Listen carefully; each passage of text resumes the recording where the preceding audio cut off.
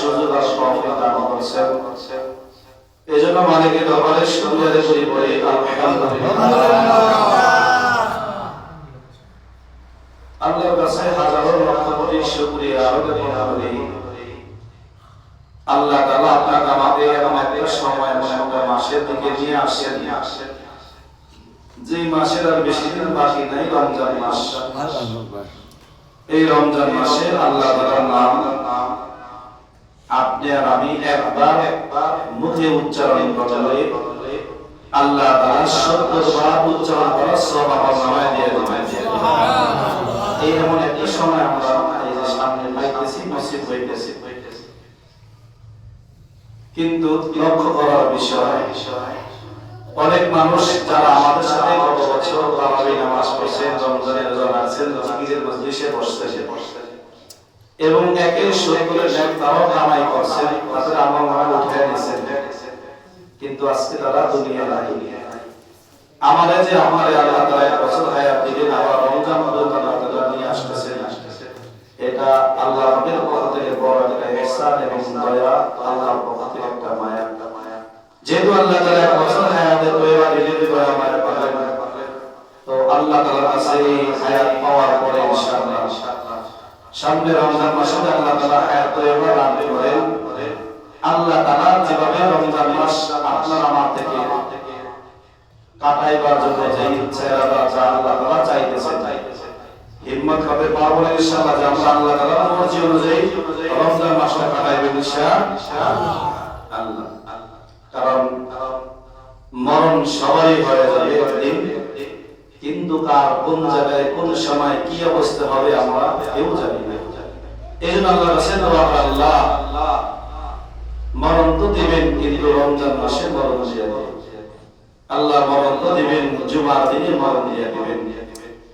আল্লাহ যেহেতু মরণ দিবেন, মদিনায় তো কত মানুষকে নিয়ে আসলেন, সেখানে দাফন করা হায়াত শেষ করা। আল্লাহ আমি অতএব একটু আপনি সুযোগ দেন, সুযোগ করে দেন আমার মরণ যেন মক্কা মদিনাতে পারি।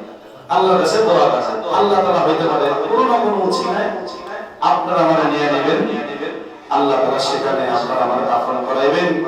হাসরের ময়দানে মাহশরে আপনারা এই নবী যেখান থেকে উঠবেন, সেই নবীর পবিত্র ভূমি থেকে আপনারা এই আল্লাহর আদালত হইতে পারে। আল্লাহ তাআলা এই ছেলেও আপনারা আল্লাহ তাআলা মাফ করে দেন। পুরো পারে না? কোন জমিনে মাটি আমার হবে গোরস্থান, কোন জমিনের মাটি আমার হবে গোরস্থান, কাদের চোখের জলে আমি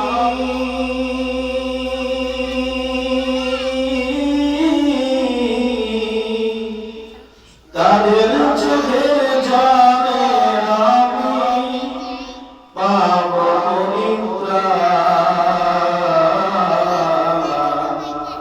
কোন জমিনের মাটি আমার হবে গোরস্থান, কোন জমিনের মাটি আমার হবে গোরস্থান। কি গোরস্থান হওয়া লাগবে না? এই যে পাশে গোরস্থান আছে, আরো পাশে আছে, হইতে পারে তো আমার এই গোরস্থান নাও হইতে পারে, আমার লাশ কত মিলে কত জায়গায় যাইতে পারে, কত কিছু হইতে পারে, যেহেতু অনেক এগুলো হইতেছে আমারও তো হইতে পারে। এই জন্য আল্লাহর কাছে এই ফিকিরে নেওয়া যে আমার অবস্থানটা কোথায় হবে, আল্লাহর কাছে আগে থেকেই দোয়া করে নেওয়া, এবং আমি মরার পরে যেন আমার জন্য দোয়া করে এমন কিছু দুনিয়ায় রেখে যাওয়া, নিজের ছেলে সন্তানদের সঙ্গে পরিবার পরিজন সামাজিক ওলামায়ে হযরত মসজিদ ইমামের সাথে এমন আচরণ হওয়া যাতে করে আমি মরার পর ওনার চোখের পানিতে যেন আল্লাহ তাআলা আমারে মাফ করে দেন। পারবো না ইনশাআল্লাহ? এমন কিছু কামও হিম্মত করে নিয়ত করি, আল্লাহ তাআলা বরকত দিয়ে দিবেন। এখন এই কোনটা আমল করবে কারা? টুকটাক আমল করবার